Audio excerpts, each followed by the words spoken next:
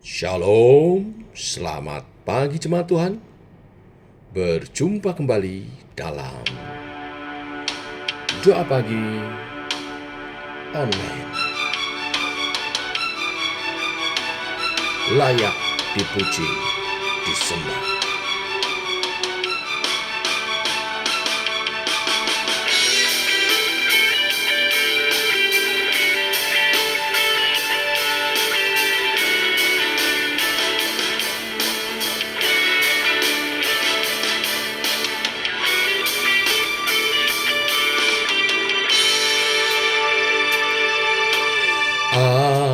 Alam semesta melukiskan kebesaran Tuhan. Bumi dan surga menyanyikan kemuliaan nama-Mu, Hosana.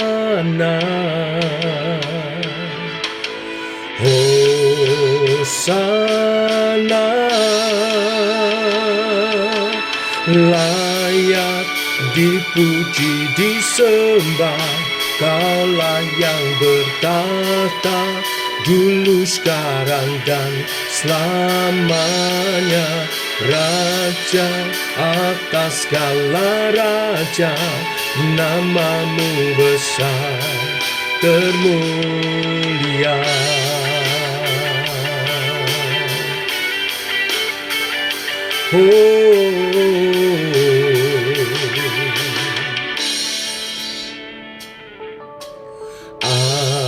Alam semesta melukiskan kebesaran Tuhan. Bumi dan surga menyanyikan kemuliaan nama-Mu, Hosana.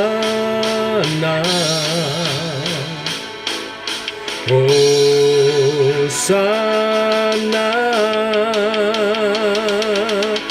layak dipuji, disembah.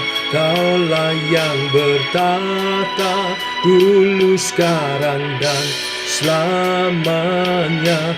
Raja atas segala raja, nama-Mu besar termulia.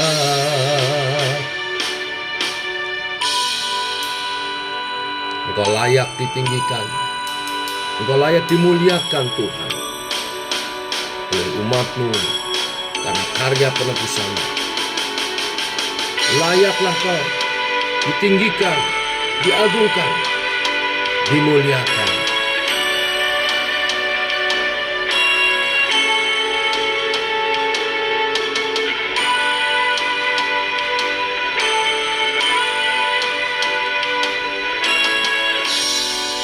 Hosana, Hosana,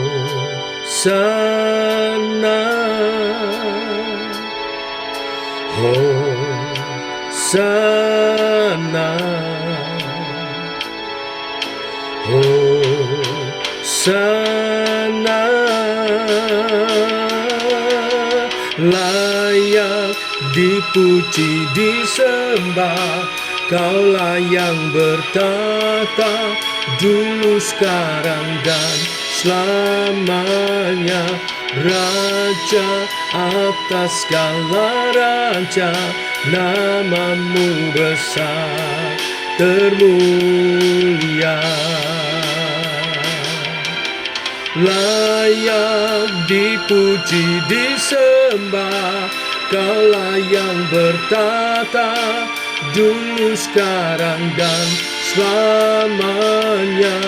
Raja atas segala raja, nama-Mu besar termulia.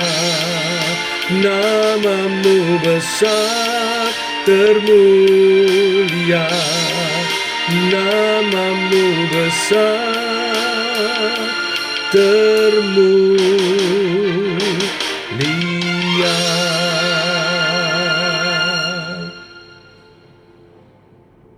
Tiba waktunya untuk kami merenungkan firman-Mu.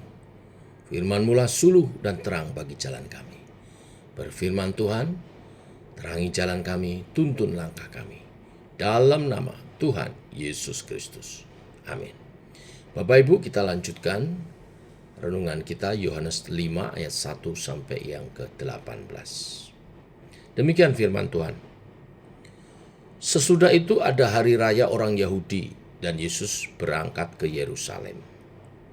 Di Yerusalem dekat pintu gerbang domba ada sebuah kolam yang dalam bahasa Ibrani disebut Bethesda. Ada 5 serambinya. Dan di serambi-serambi itu berbaring sejumlah besar orang sakit, orang-orang buta, orang-orang timpang, dan orang-orang lumpuh yang menantikan goncangan air kolam itu. Sebab sewaktu-waktu turun malaikat Tuhan ke kolam itu dan menggoncangkan air itu. Barang siapa yang terdahulu masuk ke dalamnya, sesudah goncangan air itu menjadi sembuh, apapun juga penyakitnya. Di situ ada seorang yang sudah 38 tahun lamanya sakit. Ketika Yesus melihat orang itu berbaring di situ, dan karena ia tahu bahwa ia telah lama dalam keadaan itu, berkatalah ia kepadanya, "Maukah engkau sembuh?" Jawab orang sakit itu kepadanya, "Tuhan, tidak ada orang yang menurunkan aku ke dalam kolam itu apabila airnya mulai goncang. Dan sementara aku menuju kolam itu, orang lain sudah turun mendahului aku."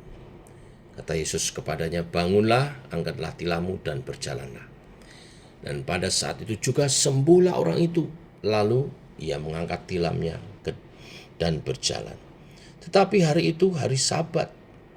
Karena itu orang-orang Yahudi berkata kepada orang yang baru sembuh itu, "Hari ini hari Sabat dan tidak boleh engkau memikul tilammu." Akan tetapi ia menjawab mereka, "Orang yang telah menyembuhkan aku, dia mengatakan kepadaku, angkatlah tilammu dan berjalanlah." Mereka bertanya kepadanya, "Siapakah orang itu yang berkata kepadamu, angkatlah tilammu dan berjalanlah?" Tetapi orang yang baru sembuh itu tidak tahu siapa orang itu, sebab Yesus telah menghilang ke tengah-tengah orang banyak di tempat itu. Kemudian Yesus bertemu dengan dia di dalam bait Allah, lalu berkata kepadanya, "Engkau telah sembuh. Jangan berbuat dosa lagi, supaya padamu jangan terjadi yang lebih buruk." Orang itu keluar lalu menceritakan kepada orang-orang Yahudi bahwa Yesuslah yang telah menyembuhkan dia. Dan karena itu orang-orang Yahudi berusaha menganiaya Yesus karena ia melakukan hal itu pada hari Sabat.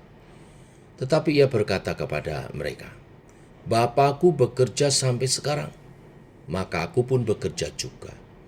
Sebab itu orang-orang Yahudi lebih berusaha lagi untuk membunuhnya, bukan saja karena ia meniadakan hari Sabat, tetapi juga karena ia mengatakan bahwa Allah adalah Bapanya sendiri, dan dengan demikian menyamakan dirinya dengan Allah. Sampai di sini pembacaan kita. Bapak Ibu, saat Yesus masuk kota Yerusalem, di dekat pintu gerbang domba ada sebuah kolam yang dalam bahasa Ibrani disebut Bethesda. Menurut tradisi pada waktu itu, kolam ini adalah kolam kesembuhan. Akan ada goncangan di dalam air dan siapapun yang pertama masuk ke dalam kolam itu, ketika terjadi goncangan, ia akan sembuh dari penyakitnya. Oleh Injil Yohanes, kepercayaan tradisional ini berusaha dibenturkan dengan Yesus. Karena bukan kolam atau tradisi apapun yang dapat menyembuhkan.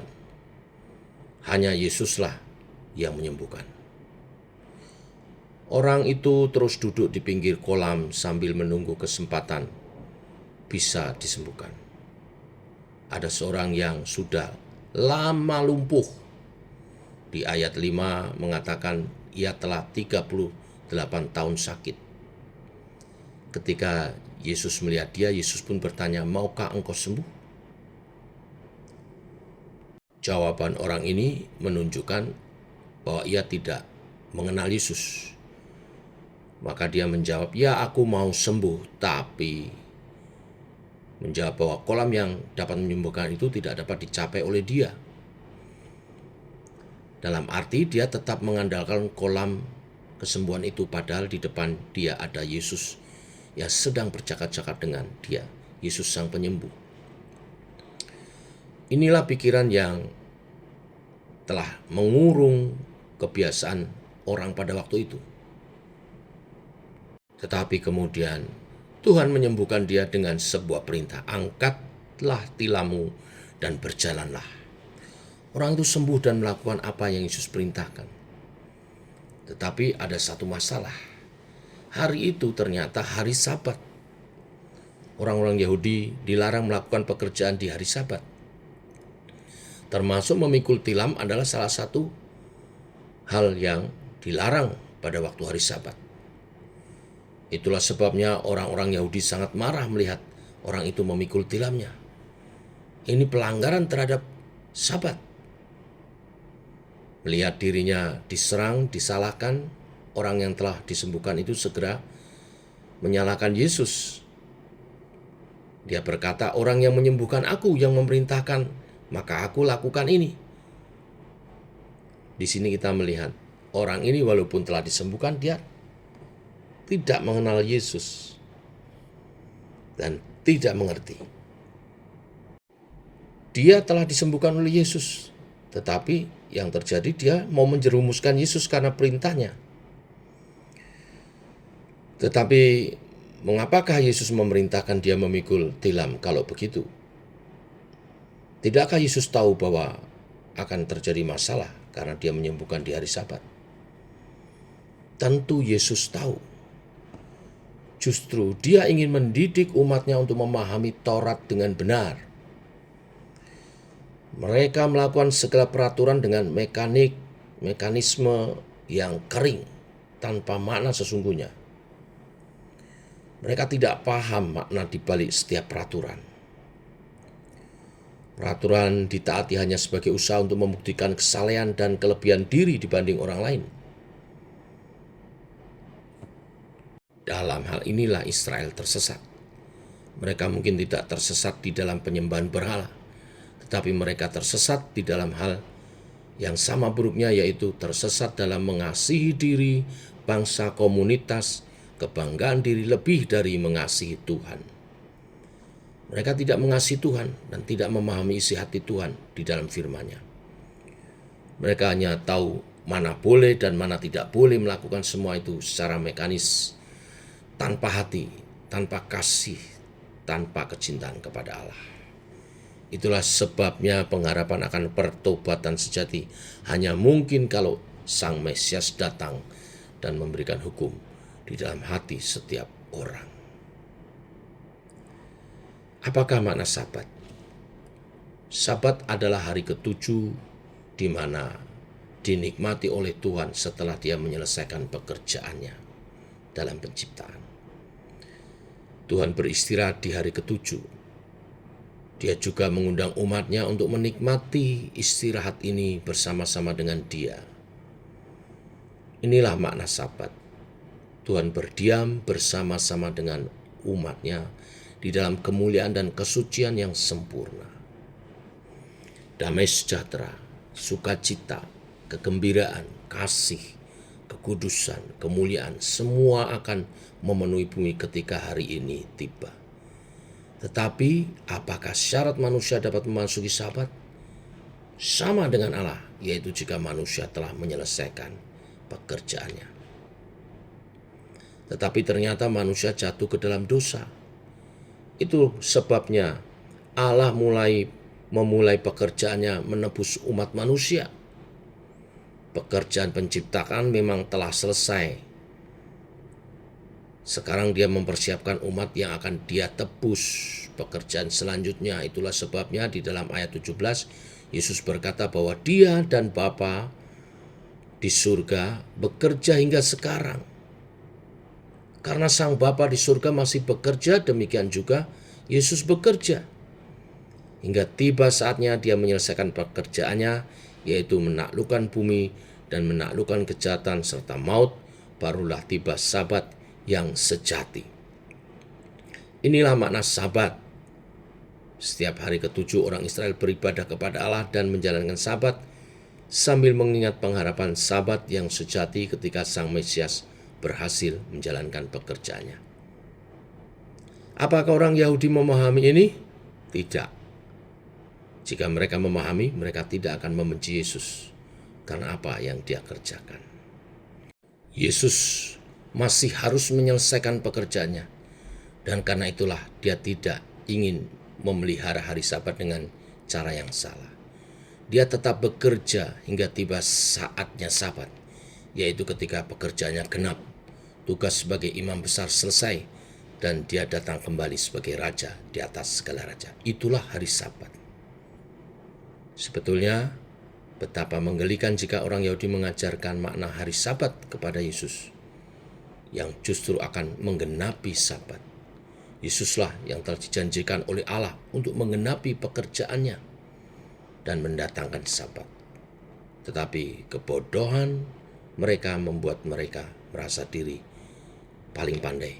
Mereka berusaha menangkap Yesus dan menganiaya dia karena mengabaikan Sabat.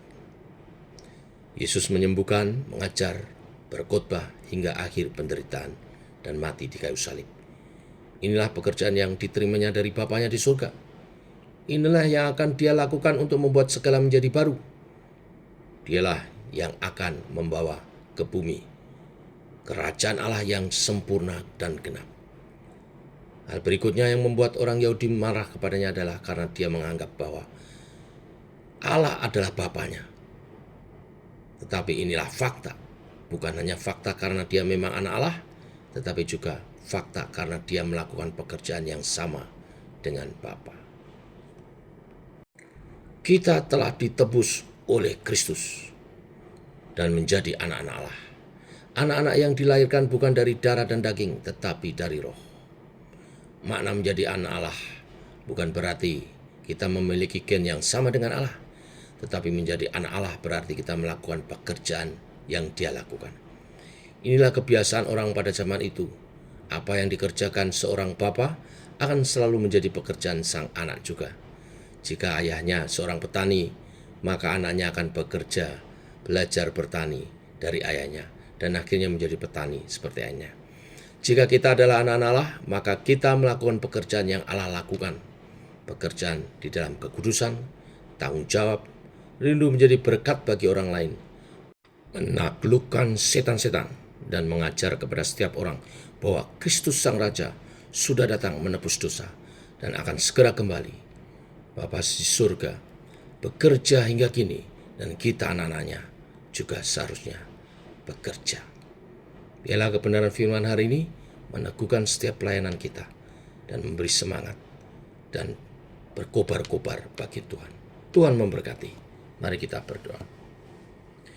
Bapa, kami mengucap syukur oleh kasih dan anugerah-Mu, rahmat-Mu baru.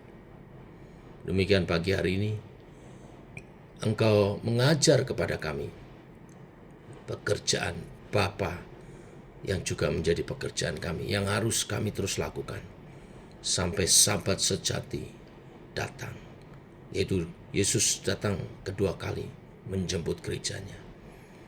Saat itulah kami ada dalam perhentian besar, perhentian sejati, hidup bersama dengan Tuhan dan Raja kami, Bapa Yesus Kristus, Allah Roh Kudus, dalam kemuliaannya. Sebelum itu semua terjadi, kami harus terus mengerjakan pekerjaan Bapa, memberitakan kabar keselamatan untuk setiap orang boleh percaya kepada Tuhan. Sertai kami dengan kuasa-Mu Allah Roh Kudus, memberitakan Injil, memenangkan jiwa-jiwa, mengusir setan dan kegelapannya, membawa terang bagi dunia. Biarlah kehendak-Mu jadi di bumi seperti di surga. Dalam nama Tuhan Yesus Kristus. Amin. Demikian saudara doa pagi kita. Selamat pagi. Shalom.